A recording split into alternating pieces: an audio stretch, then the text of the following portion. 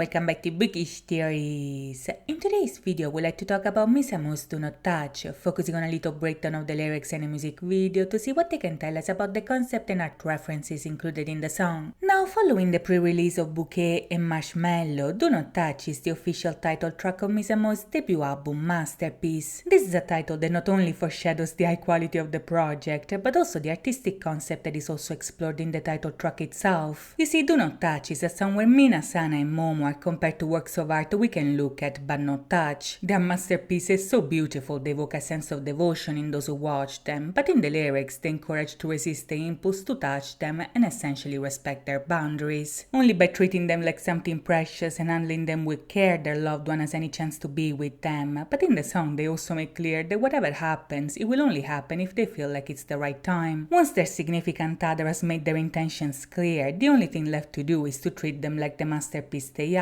and wait for them to understand if they feel the same way. If the girls feel admired, respected and adored, the time will come where they will be the ones to destroy the barrier that separates them, and at that point they will touch their loved one before they touch them. Until then, however, their lover can only watch them but not touch them, because only when they feel ready this love will eventually come true. Now in the video, MISAMO are obviously the masterpieces we can admire but not touch, and in order to get this point across, they visually represent this concept in several different ways. For one, the video opens in a setting that looks like a cathedral, and this religious atmosphere is meant to give the idea that, as works of art and literal idols, the girls are subjects of admiration and devotion. We see the three of them posing on a pedestal, the dancers reaching out to them wanting to touch them. Sana is wearing a white veil and is enlightened by a bright light, while Mina is laying on an altar sunbathing in divine light. These visuals very much portray the message already conveyed in the lyrics. For their loved one to earn their love, they essentially have to treat them like something to be worshipped, something sacred almost, that you cannot touch unless given permission to do so. The ongoing comparison between MISAMO and a masterpiece, however, is mostly conveyed with references to literal works of art, so in the video the girls transform into sculptures and paintings as mesmerizing as they are. In the opening, for instance, the girls pose like classical sculptures. Sana with the veil can be seen as a reference to religious statues of the Virgin Mary, but her pose also looks a lot like Undine rising from the waters by Chauncey Bradley Ives. In turn, Mina's pose recalls a statue by Antonio Canova depicting Dirce, which is one of the nymphs that nurtured Bacchus while he was an infant. Momo instead becomes the embodiment of the goddess of love and beauty by recreating the birth of Venus by Botticelli. While she plays the role of Venus herself, Mina and Sana enrich the painting by transforming into beautiful mermaids. In the next scene, the references to Botticelli continue with an homage to the Primavera, which in turn is a painting portraying the arrival of spring and other mythological figures. In the video, the background focuses on the depiction of the three graces. These are goddesses that bring joy, beauty and prosperity, and in the video, Mina, Sana and Momo are very much the Japanese embodiment of these figures. After this little homage to Italian art, we then move to France with Mina's individual scene. In the video, she recreates a painting called The Swing by Fragonard. With Sana, we move to Austria, because in her individual scene, she becomes part of the Tree of Life by Gustav Klimt. Momo's blue painting very much looks like the Starry Night of Vincent van Gogh, but another possible reference could also be the art of Randall Stoltzfus. By the end, however, these three graces reunite in front of a background inspired by Monet, thus finishing this artistic journey with them in the painting and us behind the rope that allows us to watch them but not touch them. To see what else MISAMO and Twice have in store for us, we'll have to wait and see, but in the meantime, I hope you guys enjoyed this video, and if you did, please think about liking and subscribing. As always, thank you so much for watching, guys. I'll see you next time. Bye bye.